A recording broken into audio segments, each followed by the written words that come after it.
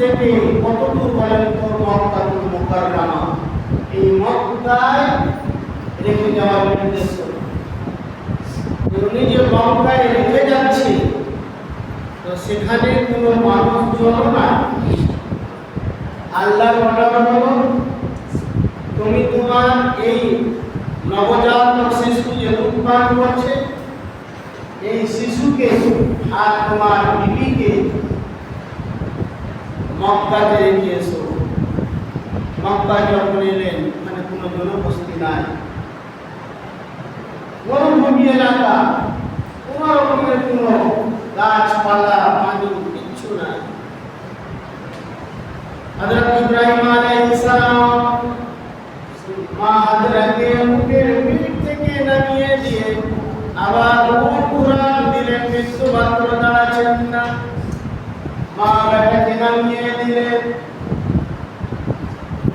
মা হাজরা বললেন, ও আমার স্বামী, আপনি যে নির্জন মরুভূমির এলাকায় আমাদেরকে রেখে রেখে যাচ্ছেন, এর কারণ কি? এটা আল্লাহর অর্ডার নাকি? হযরত ইব্রাহিম আলাইহিস সালাম মাথা নাড়া দিলেন, অর্থাৎ জানালেন যে আল্লাহর অর্ডার। মা হাজরা আলাইহিস সালাম উত্তর দিচ্ছেন, ইন্নাল্লাহ মা'ানা, আল্লাহ যখন অর্ডার হয়েছে, আল্লাহ যখন আমাদের সঙ্গে রয়েছেন, আল্লাহ হেফাজত আমাদের সঙ্গে রয়েছে। যার আপনি আল্লাহর হুকুম পালন করেন, আমাদের জন্য বিন্দু পরিমাণ কোনো চিন্তা করবেন না। আল্লাহ আমাদেরকে হেফাজত করবেন। আল্লাহর হুকুমে আপনি রেখে যাচ্ছেন। আল্লাহর হুকুম, আল্লাহর মহিমা, আল্লাহ জানে কেন আল্লাহ অর্ডার দিয়েছেন। মিল্লাত ইসলামিয়া আল্লাহ হযরত ইব্রাহিম আলাইহিস সালাম এবং মা হাজরা আলাইহিস সালাম, ইসমাঈল আলাইহিস সালামকে দিয়ে মক্কা শহর আবাদ করতে চাইলেন, আর এই জমজম পানির ব্যবস্থা করতে চাইলেন। আল্লাহর পবিত্র ঘর কাবা শরীফের হেফাজত করতে চাইলেন। হযরত ইব্রাহিম আলাইহিস সালামকে দিয়ে কাবা ঘর নির্মাণ হলো। মা হাজরা ইসমাঈল আলাইহিস সালামের দ্বারা জমজমের পানি উৎস হলো।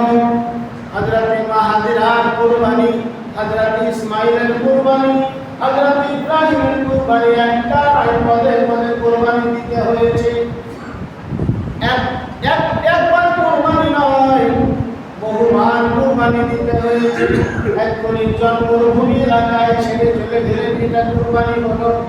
আবার ওই দুধের শিশু পানির জন্য ছটফট করে, মা বেচিন্ত হয়ে যায়, আমার দুধের শিশুকে কি করে বাঁচানো যায়? মা কুরবানি দিচ্ছে। আল্লাহর রহমত হলো, পানির উৎস হলো জমজম পানি। এই কুরবানি হলো। বয়স যখন চলতে ফিরতে লাগলেন, 11 বছর বয়স হলো, আবার আল্লাহ কুরবানি দিতে বললেন, পরীক্ষা নিলেন যে ওই ছেলে তোমার 11 বছর বয়স হয়ে গেছে, এবারে তুমি মিনার ময়দানে নিয়ে গিয়ে কুরবানি করে দাও। ভাবেন একটু যে কত রকমের পরীক্ষা নিচ্ছে মুমিন বান্দার, ইমানদার বান্দা। একবার দুবার হবে কুরবানি না, কতবার পরীক্ষা নিলেন আল্লাহ। তো হযরত ইব্রাহিম আলাইহিস সালাম যেমন আল্লাহর অর্ডার দিলেন, ছোট্ট কালে যেমন ফেলে চলে গিয়েছিলেন, কোনো চিন্তা করেননি, আল্লাহর ভরসায় তাওয়াক্কালতু আলাল্লাহ। যখন আল্লাহর ভরসায় ফেলে গেলেন, আল্লাহর কুদরতে হযরত মা হাজরার ওই জায়গায় বেদুইন জাতিরা এসে এসে বসতি করে দিল। কাবার চারপাশে মহল হয়ে গেল, কাবার চারপাশে দাঁড়িয়ে পাশে কাবার বসতি স্থাপন হয়ে গেল। ওই মক্কা শহরের ভিত্তি স্থাপন মা হাজরার দ্বারাই করা হলো। আজ যে মক্কা শহর দেখছেন, পৃথিবীর মধ্যে 1 নম্বর শহর, জাঁকজমকপূর্ণ, পরিষ্কার পরিচ্ছন্ন মক্কা শহর, কিন্তু সেদিনে মরুভূমি ছিল। মা হাজরার দ্বারা সেই শহর প্রতিষ্ঠিত করা হলো।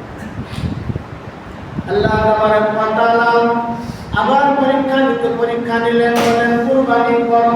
হযরত ইব্রাহিম আলাইহিস সালাম আবার কুরবানি দিতে প্রস্তুত হলেন। বহু চেষ্টা করলো শয়তান কুরবানি থেকে দূরে রাখার, পরীক্ষা ইব্রাহিমকে ফেল করার, কিন্তু হযরত ইব্রাহিম আলাইহিস সালাম মুসলমান ঈমান ছিল আল্লাহকে রাজি করার জন্য। উনি যা যা দরকার করবেন এতে বিন্দু পরিমাণ পিছিয়ে সরবেন না। হাজেরাকে অনেক বলার পরে উনি নিয়ে গেলেন নিজের ছেলেকে মিরার ময়দানে কুরবানি দিতে। আল্লাহ রাব্বুল আলামিন আরশে মুআল্লা থেকে দেখেন না হযরতে জিবরিল আমিন বলেন, ও রব্বুল আলামিন, আপনি ইব্রাহিম নবীর এত পরীক্ষা কেন নিচ্ছেন? ছোট্টবেলায় হাকিম খালিল ইসমাইলকে ফেলে চলে গেল, আবার আপনি পরীক্ষা নিচ্ছেন, ছেলেটাকে কোরবানি দিতে বলছেন। আপনার কুদরত কি দোষ মানে না? আপনার কি দয়া মায়া লাগে না? হযরত ইব্রাহিম আলাইহিস সালাম যখন নিজের ছেলের বুকে হুকুমে যখন ছুরি চালাবার জন্য প্রস্তুত হলেন, রব্বুল আলামিন অর্ডার করলেন হযরতে ইসরাঈল আমিনকে, যাও যাও, আমি ইব্রাহিমের কুরবানি কবুল মনসুর করে দিলাম। তুমি জান্নাত থেকে দুম্বা নিয়ে গিয়ে হযরত ইব্রাহিম নবীর ছুরির তলে রেখে দাও। হযরত ইব্রাহিম নবীর চোখে পট্টি বাঁধা ছিল, বহু চেষ্টা করে যখন যোগাযোগ ছিল না, উনি সজনে বহু চেষ্টা করে যখন ছেলের গলার হুকুমে যখন ছোড়া চালালেন, হযরত জিবরিল আমিন ইসমাঈলকে বলে দিলেন সাইডে, আর ওই জায়গায় দুম্বা রেখে দিলেন। হযরত ইব্রাহিম আলাইহিস সালাম যখন ছোড়া চালিয়েছেন, রক্তের ছিটা যখন পড়েছে, উনি সুবহানাল্লাহ আলহামদুলিল্লাহ বললেন, আল্লাহ গো, আমি তোমার পরীক্ষায় উত্তীর্ণ হলাম। হযরত ইসমাঈলকে আমি তোমার হুকুমে কুরবানি করে দিলাম। সুবহানাল্লাহ।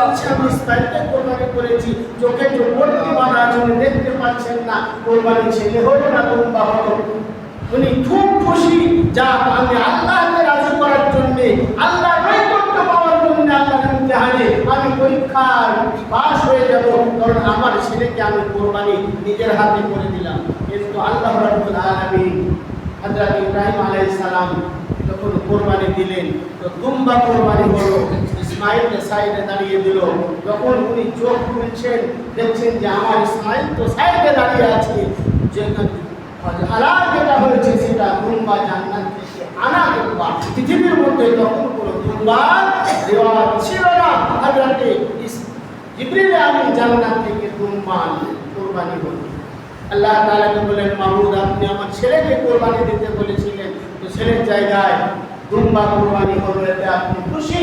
আল্লাহ রাব্বুল আলামিন বলেন, লা ইয়ানালাল্লাহু লুহুমুহা ওয়ালা দিমাউহা ওয়ালাকিন ইয়ানাল্লাহু তাকওয়া মিনকুম। ইব্রাহিম, তোমার ওই রক্ত মাংস কোনো দরকার নাই, আমি তোমার ঈমান দেখলাম, তোমার তাকওয়া দেখলাম, তোমার মহব্বত দেখলাম। তুমি নিজের ছেলেকে কুরবানি করার জন্য গলায় ছুরি চালিয়ে দিলে, আমি আল্লাহ ওই জায়গায় তোমার ইমতিহান, তোমাকে কামিয়াব করে দিলাম, তোমার কুরবানি আমি কবুল মঞ্জুর করে দিলাম। এই মিল্লাত ইসলামিয়া তাহলে ইব্রাহিমের উদ্দেশ্য কিছু আল্লাহকে রাজি করা প্রত্যেকটা মুহূর্তে। আমরা শুধু যদি এই ভেবে শুধু বছরে একবার কুরবানি দিব, বাজার থেকে ঈদ কিনে এনে ঈদুল আজহার 10 তারিখের দিন আমি কোরবানি দিব, আর আমার দায়িত্ব শেষ, আর আমাকে কোরবানি দিতে হয় না। সময়ের কোরবানি লাগবে, মালের কোরবানি লাগবে,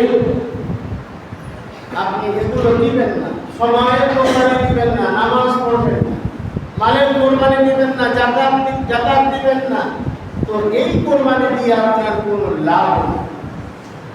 কারণ হযরত ইব্রাহিম আলাইহিস সালামের দিকে আপনি ফলো করেন, খেয়াল করেন, উনি একবার কোরবানি দেন, বহুবার কোরবানি দেন। কোরবানি মানে আল্লাহর সামনে নিজেকে সুরক্ষিত করে দেওয়া, আল্লাহর হুকুমের সামনে মাথা নত করে আল্লাহর অর্ডারটাকে মেনে নেওয়া, এর নাম হলো কোরবানি। তো যাই হোক, আল্লাহ রাব্বুল আলামিন আমাদেরকে সেরকম অর্ডার দেয়নি যে নিজের ছেলেকে কোরবানি করো। আমার আকা মাওলানা সাল্লাল্লাহু আলাইহি ওয়াসাল্লাম নিজের জীবন দশায় যতগুলো কোরবানি দিয়েছে, উট কিংবা দুম্বা কোরবানি দিয়েছে। যে এই কোরবানি সাহাবারা বলেন, ইয়া রাসূলুল্লাহ, হযরত ইব্রাহিম আলাইহিস সালামের ওই কোরবানির কথা আমরা করে করব কি? আমাদের কি লাভ হবে ওই ইব্রাহিমের কথা মেনে? যে দুম্বা কোরবানি দিতে হবে যেদিন হযরত ইব্রাহিম আলাইহিস সালাম কোরবানি দিয়েছিলেন, আল্লাহ তাআলার তরফ থেকে অর্ডার এলো, হাবিব আপনি বলে দেন যে কুল্লু শাআরাতিন হাসানাতুন ইব্রাহিম নবীর সুন্নাত যদি তুমি পালন করো তো আমি আল্লাহ ওই হালাল কিন্তু কুরবানির পশু গায়ে যতটা লোম থাকবে প্রত্যেকটা লোমের পরিবর্তে আমি একটা করে নেকি তোমাদের আমলনামায় দেব। এই হলো আল্লাহ রাব্বুল আলামিনের তরফ থেকে একটা উপহার, একটা আপনার ইনাম আল্লাহ রাব্বুল আলামিন আপনাদেরকে আমাদেরকে সকলকে দিবেন যদি কোরবানি পালন। বাবা বুঝতে পারছেন কোরবানি করা এই বছর খুব কষ্টকর, মানে যে বিপদ আমাদের সামনে এসেছে, যে শাসন আমাদের মাথায় চাপানো হয়েছে, এটা আমরা হয়তো বুঝছি যে আল্লাহকে আমাদের উপরে একটু রহম দয়া করে না। তো বাবা যখন মিয়া বিবিতে ঝগড়া হয়, স্ত্রী যখন স্বামীর কথা মানে না, এক অপরের সঙ্গে যখন অ্যাডজাস্ট না হয় তো তালাক হয়ে যায়, ও মায়ের বাড়ি চলে যায়, নিজের বাড়িতে থাকে। তো স্ত্রী মায়ের বাড়িতে গিয়ে যদি জ্বরে পড়ুক আর অসুখে পড়ুক আর হসপিটালে ভর্তি হোক, স্বামীর কোনো খবর নাই, কারণ তালাক ওর সঙ্গে সম্পর্ক। তো বর্তমান পরিস্থিতি আমাদের এমন হয়েছে, আমরা নামের মুসলমান, নামাজ নাই, রোজা নাই, শরীয়তের কোনো মসলা মাসাইলের উপরে আমাদের আমল নাই, আমরা না শরীয়তকে মানি, না আল্লাহর হুকুমকে মানি, না নবীর কোনো হুকুমকে মানি, নিজের খেয়াল খুশি মতো জীবনযাপন করছি। তো যেমন খেয়াল খুশি মতো জীবনযাপন করলে স্বামী স্ত্রীকে ঘরে রাখে না, তালাক দিয়ে দেয়, অনুরূপভাবে আপনি ভাববেন নিরালায় বসে শুধু আপনি নামের মুসলমান আছে, আল্লাহ আপনাকে ছেড়ে দিয়েছে, যা পারি তাই কর, তো কোনো হেফাজতের দায়িত্ব আমি আল্লাহ নেব না এবং তোকে যত্ন করার জন্য তোর উপরে জালিম মুসাল্লাত করি। অবস্থা ওই রকমই আমাদের দাঁড়িয়েছে। নাহলে আল্লাহ রাব্বুল আলামিন পবিত্র কোরআনে বলছেন, ওয়ালা তাহিনু ওয়ালা তাহজানু ওয়া আনতুম লা'আলাউনা ইন কুনতুম মুমিনিন, তোমরা কোনো চিন্তা করিও না, ভয় করিও না, তোমাদের হেফাজত আমি আল্লাহ নিলাম। তো দেখা যাচ্ছে আমাদের উপরে অত্যাচারের শেষ নাই, জুলুমের শেষ নাই, সব জায়গায় মুসলমানের উপর অত্যাচার শুরু হয়ে গেছে। তাই বুঝতে হবে যে আমরা ইন কুনতুম মুমিনিন যেটা বলেছেন, আমরা মুমিন নাই, মুসলমান আমরা এখনো প্রকৃতি নাই, এর মধ্যে আমাদেরকে চলতে হচ্ছে। তো বাবা কখন কোন অর্ডার আসবে বলা যাবে না, কাজে সতর্ক হয়ে কাজ করুন। সকালে একরকম, সন্ধ্যায় একরকম অর্ডার দিবে, আপনাকে পরেশানি কি করে আপনাকে জব্দ করবে, কি করে আপনাকে পরেশান করবে, কি করে আপনাকে আপনার উপরে জুলুম করবে, এক একটা পয়েন্ট খুঁজে বের করবে তারা, এক একটা চান্স খুঁজবে যে কি করে মুসলমানকে জব্দ করা যায়।